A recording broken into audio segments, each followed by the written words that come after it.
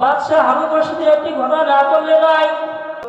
ওই সন্তান নামাজ পড়ার পরে কবরের পাশে গিয়া বলতেন, ও কবরের বাসিন্দারা, ও কবরের বাসিন্দারা, আজ তোমাদের ক্ষমতা কোথায়, তোমাদের পাওয়ার কোথায়? ওই তোমাদের কোনো ক্ষমতা দেখা যায় না, কোনো তোমাদের পাওয়ার দেখা যায় না। দুনিয়াতে চলতে তোমরা কত পাওয়ার দেখাইছো, কত ক্ষমতা তোমরা দেখাইছো, কিন্তু আজ তোমরা কবরে যাওয়ার পরে তোমাদের কোনো ক্ষমতা আর দেখা যায় না। আবার মাগরিব নামাজ পড়ার পরে কবরের পাশে গিয়া বলেন, ও কবরের বাসিন্দারা, আজ তোমরা কেন চুপ, তোমরা কেন কথা বলো না?